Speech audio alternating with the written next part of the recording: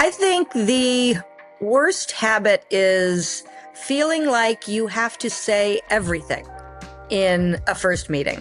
You should be able to be succinct and to be well measured and paced in the conversation that you have with LPs, and nothing is harder to understand than someone who is talking very, very quickly and I can't keep up. When you say I had a 10x on my last fund, you have to stop and give me a moment to absorb it, because that's something important. I use that as one example, but there are many. So I think often people's voices are too busy and their decks are way too busy.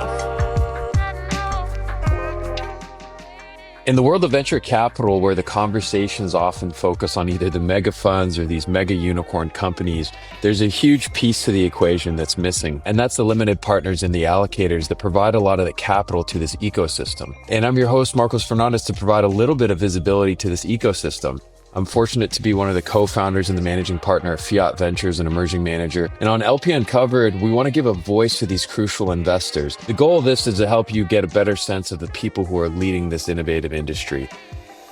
Today is a very, very special episode. I know I say that for each one. Courtney McCrea of Recast Capital. When we were just getting our fund off the ground, this is one of the first programs that we joined where they don't just teach you what venture capital is, they teach you how to build a firm. This is a wonderful episode, so strap on in. If you're trying to get a sense of what are allocators looking for, how are they supporting, and then how can you become a part of programs like this, this is a must listen to. I'm really excited to have her on. Let's get right to Courtney. Hey everybody, welcome back to LP Uncovered, and today I am joined by one of my favorite people in the venture space who has truly been a part of our journey from the very beginning, and certainly that's not just unique to Fiat Ventures. Courtney McCrea, thank you so much for joining us today. Thank you for having me, Marcos. It's good to see you again. Yeah, same. And you've always been so generous with your time, including today, of just providing mentorship and advice and guidance. But I think what makes, what you've done really special, and particularly what you and Sarah have created at Recast Capital, is productizing that so you can reach a broader audience. Want to learn all about Recast Capital and let people know what that is who aren't familiar. But take us first back to what inspired you to start Recast Capital with a long background as an allocator and investor. What did you see in the industry, and why did you decide to start Recast?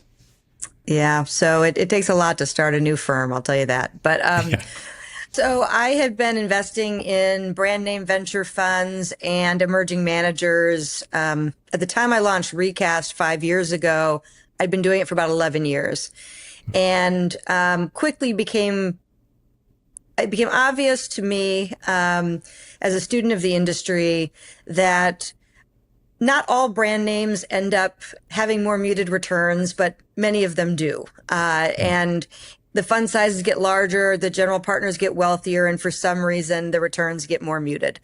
And at the same time, there was this next generation of scrappy, hungry, well-networked with the entrepreneurs who matter, solo GPs that we started backing back in 2010, 2009, 2011, Mike Maples, Aiden Sedcut. And some of those funds ended up just knocking the ball out of the park. And so after being at Weather Gauge, my former firm, for 10 years, the senior partners decided they didn't want to raise the next fund. And so it's a nice retirement plan for them, but wasn't what I wanted to do with my career. And so with their blessing, I went off to figure out what my next step would be. But I was passionate that institutional investors needed thoughtful, diversified exposure to emerging managers in venture to get the returns they want to get out of venture, to get access to the blue chip firms of tomorrow. And also it's a pipeline to much more diversity. And venture capital has become highly competitive. And to the extent that you have different live life experiences, networks, or point of view, it drives superior returns. So I found a kindred spirit in my co-founder, Sarah, who you know, and we launched Recast, really two parts of the business: a fund of funds to invest in what we believe are the top performing emerging managers of today and tomorrow. And then, because any well-built venture capital fund of funds, you say no more than you say yes. And you say no to great managers. It just doesn't work for your own portfolio construction purposes. So we always said we wanted to do something for the rest of the ecosystem. And my co-founder, Sarah, is more of an entrepreneur than I. And she said, why don't we productize it? Do it in cohorts of 12 to 15 managers to make it a cohesive group, bring in our friends from the limited partner and the general partner community to talk about broadly how to run your fundraising process more effectively, more efficiently, and possibly even more enjoyably, and less in a less lonely manner. And so we started doing that back in 2020, and our expenses were low at the time. It was just your tech stack, some gifts for your guest speakers, and that was about it. We didn't charge GPs anything. And then fast forward, Pivotal Ventures was a strong supporter of ours early on, a Melinda French Gates company.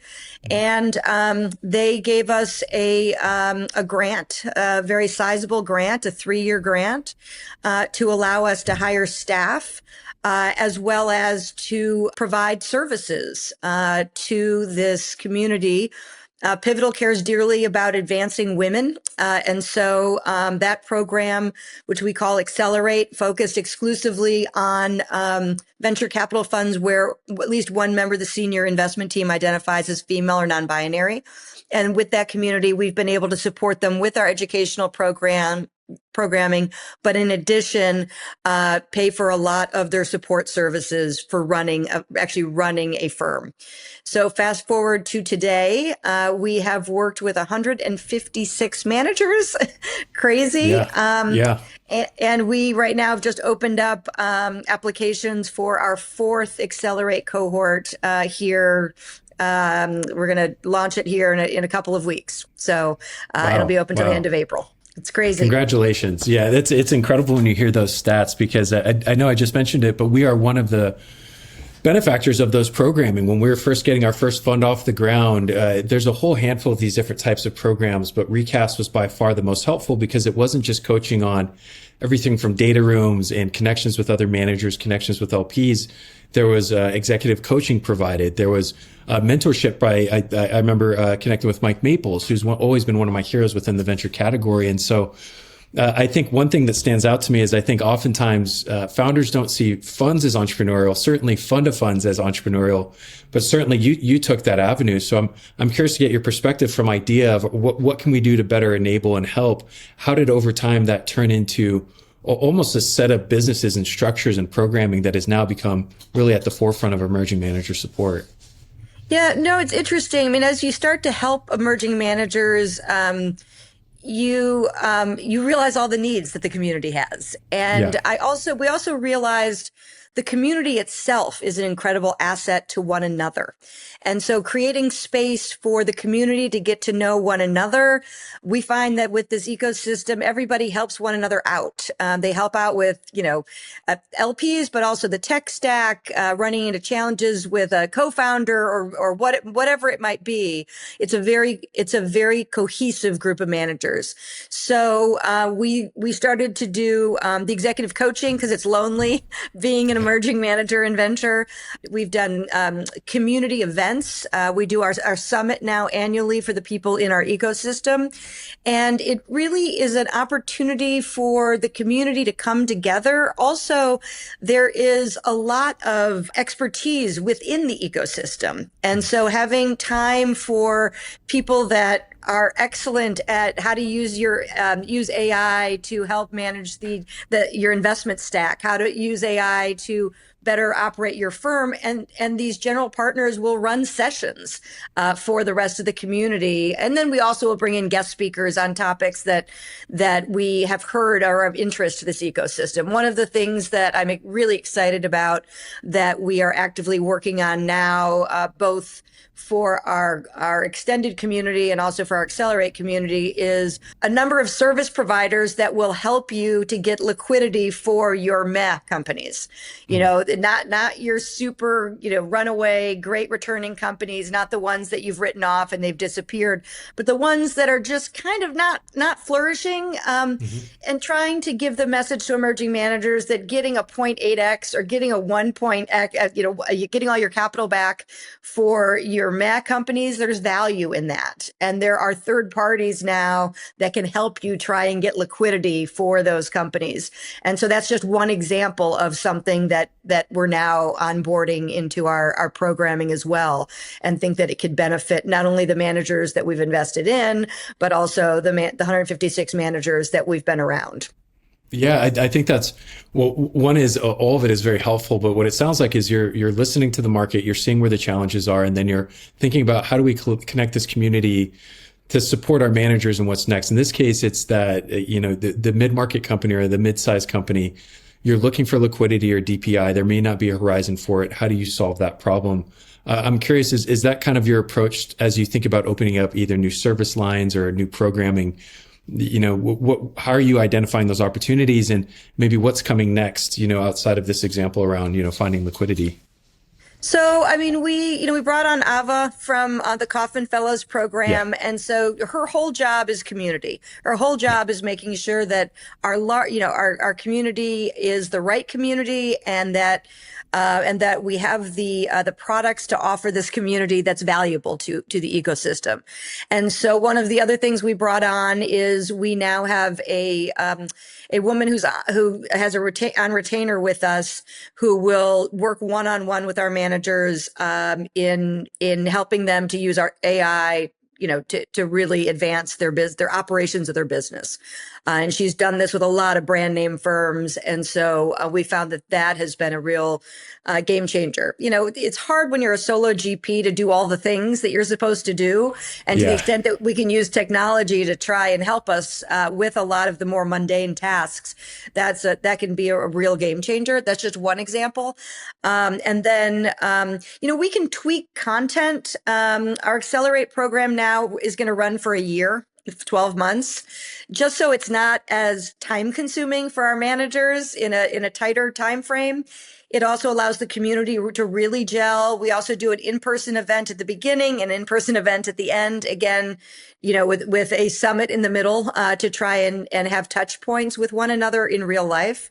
And then, so having it be less frequent cadence is helpful. We can also be there for the whole year of your fundraising and a whole year of your fund formation and development. There's value to the community for that type of pacing being improved. So we're always trying to iterate.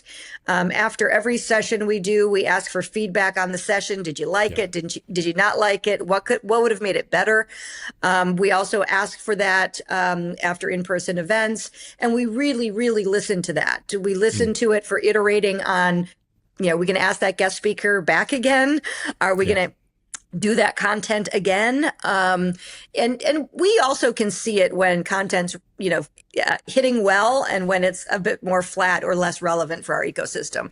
That was an example. There was one session that we kept trying to find third parties to do, and we kept getting, it wasn't resonating. And finally, Sarah and I said, we have to run that session ourselves, because we actually know how to answer the questions for this community.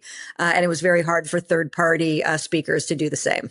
First off, shout out to Ava, who does an incredible job on the logistics, on the planning. You can tell there's a lot of thoughtfulness there. And I'm curious to get your perspective on this. It's such a wonderful community. I'm so grateful that we've been able to be a part of it since our founding. But you'd mentioned you want to curate an audience that is thoughtful. So you certainly don't want to balloon and now, thousands of managers can participate. How do you find that balance of making sure that you're highly curated while still wanting to open up those opportunities to new managers as they enter? And for any manager who's thinking about becoming a part of or applying towards either the Accelerate program or the Recast community, what advice do you have for them as they think about, making that introduction and becoming a part of it? So we are always looking for those managers that we believe are going to be in business for the long haul. It might not be with this fund name. It might be, you might go to a big brand name firm. You might find a partner. You might pivot. But you're going to be in the venture capital ecosystem, and you deserve to be in the venture capital ecosystem. And then on top of that, that you're going to be a good community actor, that you're going to lift up your peers, you're going to be active and involved and engaged. And so doing that is easier than it sounds. But, we do look at how people are showing themselves in social media. We do background checks. We talk to, now we've got 150 something managers we've worked with. We talk to our community to see what their interactions have been like with you. And we do it completely off the book. And so, and this is where AVA, having been at the Kauffman Fellows program, is really, really focused on this element of being a good actor, being, and being engaged and participatory if you do sign up. And so it's subtle, but it is, it's something that we really strive. You get it wrong occasionally, but we really strive to have a really productive and healthy community. Yeah, I love it. And from what I've seen, it is both through Slack channels, but also the in-person events have been engaging. And one kind of a side topic for you, because you mentioned it, but one of the things I really appreciated from last year's summit were these AI tools and hearing from my peers of how they're utilizing this to make their jobs and lives easier. I'm curious for you, are there any examples of how at Recast Capital, how you all are thinking about utilizing AI tools internally to help, scale up your systems too? It's a great question. We spend so much time helping the managers around us that we don't actually use any of this stuff for ourselves yet, but we want to. And we have been learning a lot of tools. I think one of always a little bit reticent when you're old school and you've been doing it the same way for forever to trust a third party technology to start taking over a lot of this functionality. Yeah. But I do think fast forward a year from now and we will be implementing a lot of these tools. Yeah. And maybe even on that, how have you seen managers better equip themselves with AI tools? I know there's a lot of AI functionality natively built into the tools we already use, but I'm curious if there's been any particular use cases that you've really seen stand out. There's a range of different technological backgrounds of general partners. Yeah. There are those that have been tinkering with writing code, their entire professional career, and they're very comfortable tinkering with creating their own solutions. Most managers are using third-party solutions, properly asking Claude or Anthropic, OpenAI questions, and they use and various different applications, and so they use them all for very specific use cases for specific functionality. I don't know which of the two AI sessions you listened to. I listened to the Sarah Smith version, and she has a very thoughtful way of using, creating very thoughtful artificial intelligence with various triggers. She's identified if there's 100 points for how I'm going to analyze the management teams that I'm interested in backing, they need to have these types of backgrounds. It could be that they were a previous operator. It could be that they were a CTO at a big company, whatever the triggers are. And you can put it all into a filter and it will start prioritizing your inbound deal flow. And that's just one use case that one of the managers had used technology to try and manage the investment pipeline. Other managers, they don't want to have their investment pipeline managed by technology. They really want to make their communications with their fund admin perhaps more streamlined, or using their CRM more streamlined, talking to prospective LPs more streamlined. And so there's obviously other technology use cases that can help with some of that functionality. Yeah, definitely. It's something we're kind of going through right now as we had closed up our last fund and focused on optimization. A lot is around CRM, automating deal memos, note taking as long as you're establishing that's taking place and aggregating that information. There's also a lot of old school ways in traditional Excel formats. I remember sitting down with Clint from Ulu Ventures at one of the summits and being blown away by how they quantify such a very difficult stage to quantify, which is the seed. So just another example of you're bringing together a community of people who are just really highly qualified to look at these different types of solutions, and it's helpful in learning from them too. And I think that's probably one of my favorite parts of it is I am always so humbled by the people that I get to meet and work with, and now co-invest alongside, make introductions to each other. There really is this attitude of bringing more than what you get from the network. So y'all have done a great job in curating that audience and those discussions. Yeah, actually, there's one way that we have used, we do have a Recast Chat GPT account. And so cool. we just make sure that it can't get smart on our proprietary information. But one of the great things, especially if you're doing a summary of, say, what are the risks and opportunities with investing in agentic AI companies? And it'll help lay out, it does a good job of laying out some basic research, which can be very helpful. Yeah, I love that example. And having your own instance, you can have more protections, but you can still get the efficiencies of all the tooling. And I'm going to switch up topics a little bit from AI, but to something that you mentioned really as you're just getting in your introduction is you've been in this space for a long time. And at one point you realized that there's almost a saturation of capital into larger firms. The GPs were getting more comfortable, if you will. And so in the early 2010s, 2011s, you saw this emergence of this next category. You could say very similar trends today, right? With 75% of venture capital dollars going to 30 firms, 20% of that going to just Andreessen Horowitz. You're seeing this aggregation of capital with these large firms, and then you're seeing these emerging managers who aren't getting as much capital but have to be specialists. What are the similarities that you've seen from your past experiences? How does that compare to where we are today? And how do you think about, differentiating yourself if you're in this market as a general partner? No, the industry has, this sector has really had a transformation. It's two very different businesses. You have what I would call the asset gatherers or the large aggregators of really large checks. I mean, there are so many LPs that have to write $500 million checks, $200 million checks, and that allows them a place to invest with Andreessen and Sequoia and, very, very, very large quote unquote venture funds. And then you have on the other side, it's not just emerging managers, it's predominantly emerging managers, but there are also some higher Roman numeral venture funds that have stayed right size. And so that group collectively, I call venture capitalists. And just like late stage venture isn't really venture anymore, it's much more akin to growth equity or buyout in some ways. When you look at emerging managers, most emerging managers, 99% of emerging managers, and you look at the brand, the firms that have stayed right size, they're the folks that are getting in at early stages. They have the potential, given the size of their fund and their portfolio construction and the stage that they're getting in at, they have the potential to be having a 10x fund. But more likely, they could actually get to a 3x fund, right? I would argue that when you're managing 28 billion, 15 billion, that's not really the goal. I think the goal is a nice 1.8x and stability, and you don't get fired for getting access to investing in Andreessen and Sequoia.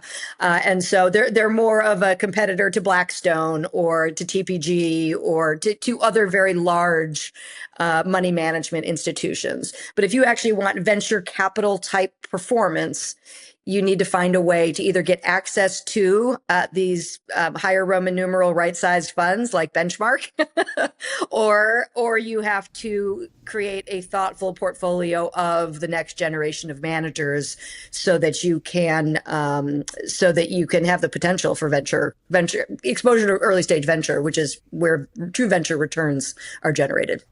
Yeah, I think it's well said too, and also the point on no one gets fired for investing in and Excel, Sequoia, and Andreessen. That being said, you even see this General Catalyst that the investments that they're making aren't necessarily venture. When General Catalyst is buying up whole hospital systems for distribution, Andreessen Horowitz are buying up media companies for better exposure for their companies. It changes the asset class, but to your point, we're seeing a lot of capital move back in that direction, especially when there's been the other problem you're solving, lack of liquidity. So people know that they want exposure to a category. There's been a little bit of limited liquidity.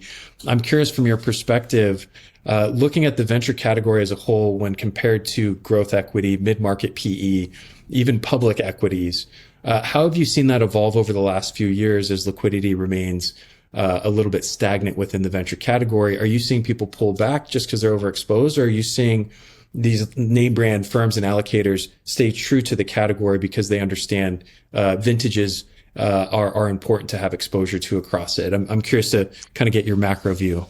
So it always, you cannot time venture. You cannot time your venture portfolio. If you look, right after the financial crisis in 2008, those were some of the best vintage years, just phenomenal performance. And so if you had been nervous about being in the market at that time, you would have lost that opportunity. That being said, sometimes it's just math. I want my venture portfolio to be X% of my portfolio. And today it's over that because I haven't had liquidity.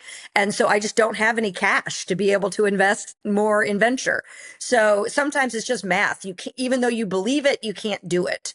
The other thing I heard is, it is interesting that, and I've seen it as well, investing in hospitals, investing in media company, that is much more akin to buyout. And so again, you're going to start seeing more buyout type performance than venture performance because you just have to. When you're managing that amount of capital, you can't put that much money to work in Anthropic. And, it's just, there are only so many companies that can absorb, even a portion of that.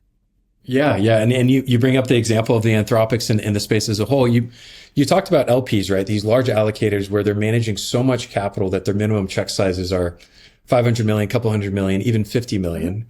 That means that if you have rules internally that you can only be 10% of a fund, that means that the minimum fund size needs to be 500 million or even $1 billion.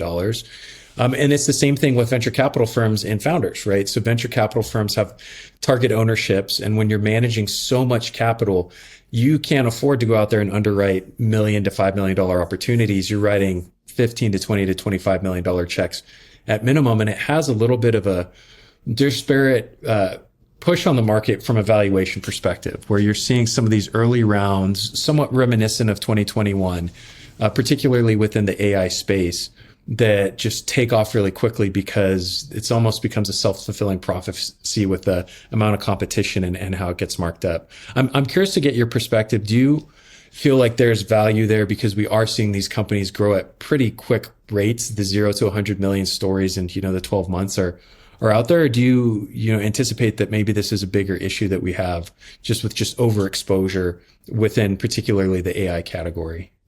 So it's interesting. I mean, the flip side of your argument and the folks that are going all in on artificial intelligence investments, their argument is this is a technology that's going to take over the entire world, the world as we know it, and it's going to affect every single industry. Take the entire US GDP, that's our market.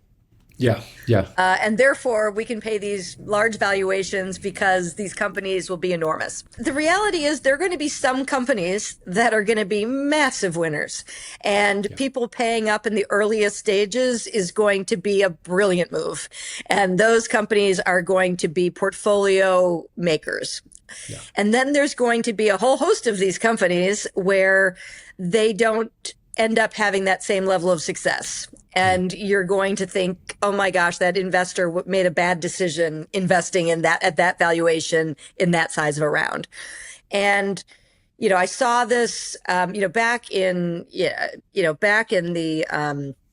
internet, the .com era, this happened. There were companies that failed ultimately, but the venture capitalists got liquidity, and it was a really nice multiple. eToys is an example of that. The earliest investors in eToys made an incredible return because they sold that company and got liquidity before the company disappeared. So there's always money that can be made and there's money that can be lost.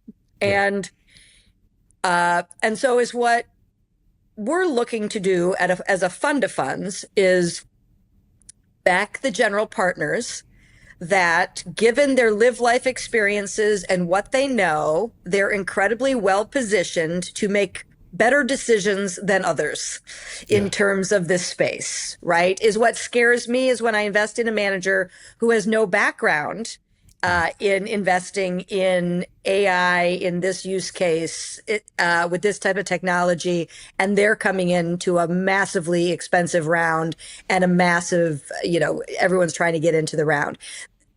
I wait and see, but that gives me more reason to pause than a manager that I've done all the work on, and they are absolutely the right folks to decide whether or not to go into that fully priced round or not. And so we're in the business of assessing human beings and whether or not they're going to make good decisions.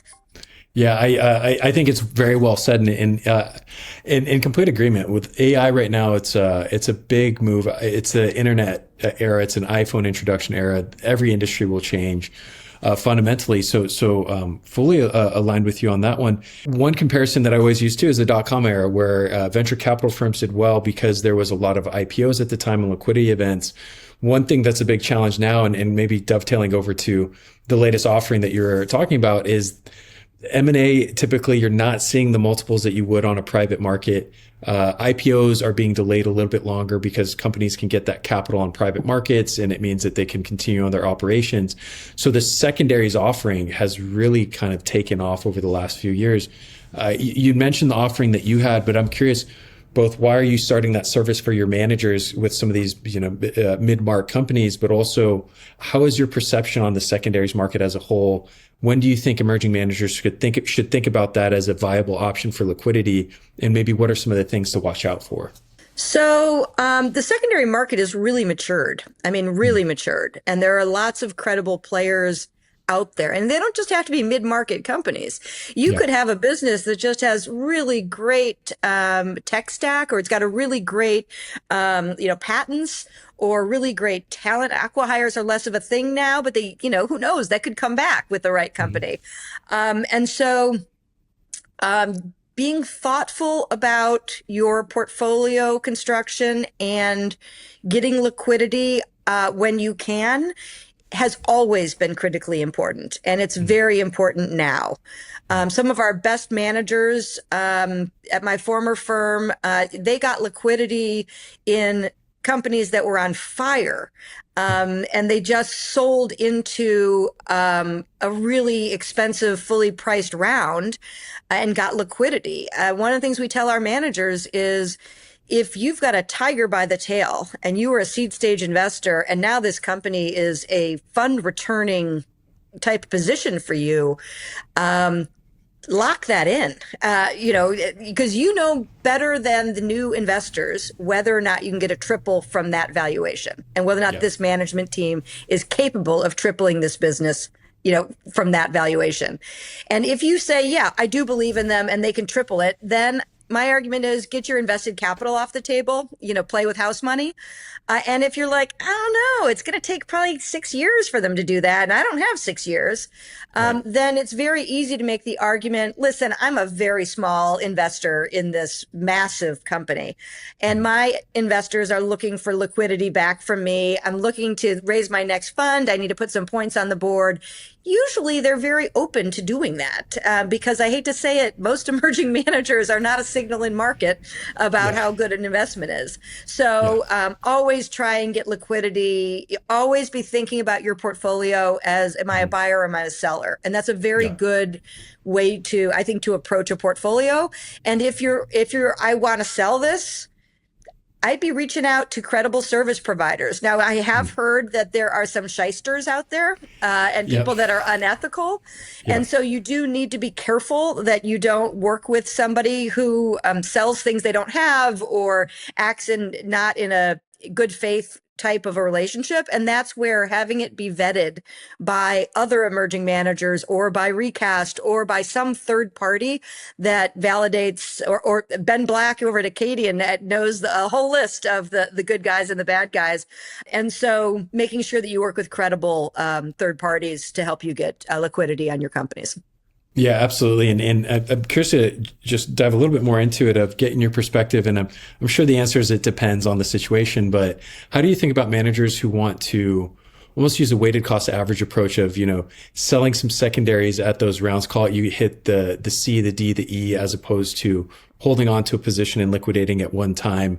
Have you seen any strategies work better than others that you recommend? Or I'm sure the answer is a lot of it. It depends. How long till the end of your life? How much exposure do you have? I normally have seen, I've usually seen managers that it's either just a little bit in one round, or it's the whole thing and locking it in. But I'm sure there are different strategies. It's a little bit of brain damage trying to negotiate, being able to sell in every round. It starts to get more complicated. And either you're a believer or you're not. You're not half pregnant. So it's I like that. Yeah. Horseshoes, hand grenades, and pregnancies in that case. Yeah. Of liquidity.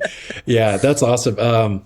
There's so many more questions I have for you, but I want to be mindful of your time and know that we've covered a lot of ground. So I might shoot over to the lightning round with you, which is always my most fun part. So maybe give us one or two examples. What is something that an emerging manager has done, either recently or historically, that you wish more managers did, whether it's a behavior or a tactic that seemed really unique and really kind of impressed you? So I'm always impressed by managers that have a unique way of fundraising, or have had a unique way of getting access to someone that you think is impossible to get access to. And then the other thing that I'm always impressed by, it's sort of it's the thing I wish more managers would do. And so when I see it, I'm impressed, is especially emerging managers spend so much time talking about how great the area they're going to invest in is. And is what I love to see, and what I think is critically important is that very early on, you brag about yourself. You brag about why you, given all the things you've accomplished in your lifetime, all the way your personality has changed, your CV has changed, your learnings have changed, makes you absolutely the right general partner at this point in time to be investing in this incredible investment opportunity. Because I could have the best idea for what I'm going to invest in, but if I'm the wrong person, it just doesn't matter. And too many managers are reticent to brag about themselves, and yet that's what everyone does. And especially emerging managers, until you can put up 5 companies that each had a 5X, you've got to brag about yourself, because really LPs are investing in you. Yeah, I love that advice. And is it safe to make the assumption that if an LP is taking a call with you, that means that they like your thesis, they like what you're doing? So at that point, it is what we call founder market fit for the companies that we invest in. You're looking for GP fund fit. Yes, absolutely. I mean, I think by the time somebody engages with you to invest in your fund, they like what you're investing in. They like the background that you bring to it. And they think that what you can do is differentiated within their portfolio. I hope at least that's when LPs decide to lean in with a fund. Yeah, I love it. I've actually replicated that with our founders, where I'll get on a call and just say, just before we dive in, I understand the sector. I understand what you're doing. I really want to dive into these things. Just kind of letting them know this. We don't have to walk through a pitch deck because it can be a waste of time. The reason why we're on this call is because I like the area that you're building. Now let's dig into is, are you the right team to do this here? So I love that. And kind of, I guess, similarly with that, are there any things that managers do almost habitually that you wish they just didn't? Have there been any bad habits that people can shake? I think the worst habit is feeling like you have to say everything in a first meeting, or saying that you have to put everything in an introductory deck. I believe strongly that you should be able to be succinct and to be well measured and paced in the conversation that you have with LPs, and nothing is harder to understand than someone who is talking very, very quickly and I can't keep up. And you have to pause. When you say I had a 10X on my last fund, you have to stop and give me a moment to absorb it, because that's something important. And I use that as one example, but there are many. If you're saying something very important, give it space. Take a breath, take a break. And so I find that often folks are talking so fast, or they have a slide that is so busy that I just have a slide that says I have a 10x on my last fund. That should be just one slide with just that is very powerful. So whatever that is for you, take away all the other static on the page and just make it. So I think often people's voices are too busy and their decks are way too busy. Yeah, I really appreciate that. It's focusing on the quality of what's conveyed and the quality of the relationship building, because at the end of the day, that's what's most important. And the peel the onion, I learned this at an early recast, is like focus on what is the main differentiator and let them pull you down that. You don't have to come in and explain the 10 things right off the bat. Pick the one or two that are most critical and then let them pull it back for you. And I would say, just as a plug for you, you are fabulous at this. You are always in the moment. You're engaged with whoever you're talking to, and you are being very thoughtful to answer the question that has actually been posed, as opposed to trying to answer 100 other questions. So yeah, I appreciate it. Funny story. I don't know if you'll remember this, but on one of the first recast sessions we had, it was practice your pitch. And I came in like, I've got it down, and I gave this pitch, and I just got the best advice that I had ever gotten at that point, having done it at that time probably 100 times. And it was great. It was one of those where like my tail was between my legs a little bit of like, I can't believe I missed those things that were so simple, but no one gave me the feedback on. So it's certainly, it comes from practice. And like one of the early lessons I learned was from the Recast program. So I mean, one of the things, like Sarah and I, when you invest in venture funds, especially if you're open to emerging managers, you hear a lot of pitches. Yes. And for those of us that have heard those pitches, it's a formula. And so it's so easy to give the feedback. One of the things that I was really surprised by, I should not have been surprised by this in hindsight, is how thoughtful peers are of one another's presentations. The feedback, with a couple of exceptions, has been exemplary. You can see it in another GP when they talk too fast. You can see it in another GP when they don't spend enough time bragging about themselves early. One GP can see in another GP that, wow, you had that kind of performance and you didn't stop to talk about that. So there's a lot, and then when you see it in other GPs, you bring it to your own presentations. And so many managers, the first time they've ever heard other GPs give a pitch has been in some of our sessions. So super helpful and absolutely spot on. And slight change of question for you, but please. You've got to commute somewhere. You've got, call it 45 minutes. What podcast are you putting on in the car? or music? Oh, no, I have to tell you, I do listen to podcasts, but my big thing is when I'm in the car is I need to talk to my mother or my sister, because I never get a chance to talk to them. I'm so busy all the time. And so I literally will call my mother, and then because my mother is a talker, I will, I know this isn't what you wanted, but I will, I can tell my mother, I'm so sorry, but I've just arrived at my destination. I have to go. And it's an easy way to cut her off. But yes. I have family members who are the same, where when I'm 5 minutes away from home, I say, hey, I'm getting ready to pull up, just to kind of prep that. That's awesome. So I know I need to have a better answer. Everyone loves their podcasts. But I have some, I've been starting, actually, it was, I don't know if you know this, but there's a book that I just ordered that it's basically getting shit done. It's like GSW. Have you read this book? I haven't. No, I've heard of that though. And they have a podcast. So I have been listening to GSD podcast, but I wouldn't say that it's totally hooked me. I've been more of a guest speaker. What is your favorite podcast?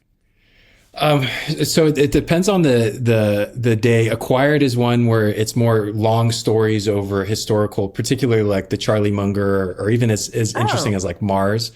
So it talks about, it's like 2-hour podcast, but it's more of a story of what's going on. And then 20 VC, I think that's kind of cliche, but specifically for the venture fund managers that I admire and look up to, hearing the way that they think through cycles and businesses and Pat Grady from Sequoia on there was incredible. That's great. Mike Maples did that when he was doing his book tour.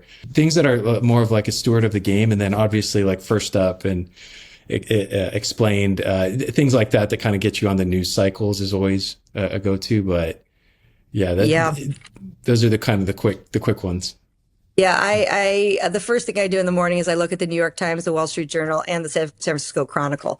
So I'm old school.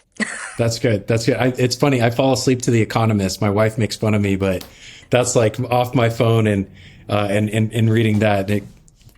For some reason, it makes me sleepy. Sometimes what's in the news nowadays is the opposite of making you tired. It gets you invigorated and different ways, but that's a different podcast for a different time. So actually, I have to tell you, San Francisco Chronicle just talks about food. So restaurants just makes you hungry. Yeah. So you make an extra stop to the kitchen after reading the Chronicle. Exactly. Yeah, that's awesome. Courtney, thank you so much for joining us today. Any final words of advice for folks as they're listening in? I would just say if you're an emerging manager, it is always hard to fundraise. It doesn't matter what the market timing is, the market cycle, it's always hard. And just don't give up. If you believe this is the right thing for you to be doing, think of it as a sales pipeline. Just pick up the phone, put it down, and know is your gift and find your people. I love that. That is so true. There are no shortcuts. You got to kind of treat it like a sales process, but also building unique relationships and making sure it doesn't feel transactional. That's great advice. Courtney, if anyone wants to get in touch with you, learn more about Recast Capital, ways that they can get engaged, what's the best way to kind of get in touch with you and the team? I'm very active on LinkedIn. So is our firm, Recast Capital. And then my email is Courtney@recastcapital.com. So feel free to just reach out. I'm not going to put that in the notes. Whoever listened to this full thing, that's your Easter egg. you get immediate access there. Courtney, thank you so much. Really appreciate you joining us. I learn a ton every time. This is no exception. So thanks for diving in on all things emerging VC with me. Well, thank you for doing these things, Marcus. Really appreciate you. Absolutely. All right. Awesome. And so that's LP Uncovered for this episode. Very grateful to have my good friend and mentor, Courtney McCrea, on here from Recast Capital. You heard it directly from her. There's so many great tidbits of information that she shares around how do you present yourself, keeping it simple, building up that sales pipeline and going down it, making sure that you have a secondary strategy when you think about liquidity, how the market is shifting, but also how the market is very similar to where we've been in the past. This one's chock full of a bunch of tips. She mentioned how you can get in touch if you want to learn more about Recast Capital. And I'm so excited to bring folks like this to you, really uncovering the ecosystem that is this LP-GP relationship. Thanks so much for joining us today. We've got a whole bunch of episodes coming your way with other allocators that are really opening up and providing visibility to this ecosystem. We'll see you on the next one. And that's a wrap for this episode of LP Uncovered. I'm Marcos Fernandez. I'm one of the co-founders and managing partners of Fiat Ventures, and we appreciate you listening. We'll see you next time as we continue to uncover this world of limited partners and allocators that play such a key role in both the founding and funding of these world-changing and innovative ideas and founders. To explore more insights, you can find a lot more related to this publication and other publications on lpuncovered.com. And I encourage you to take a look at a whole bunch of the different things that we have going on Uncovered Media. Get to know the teams, the theses, the founders, and everything that's driving the industry around us. We'll see you on the next episode.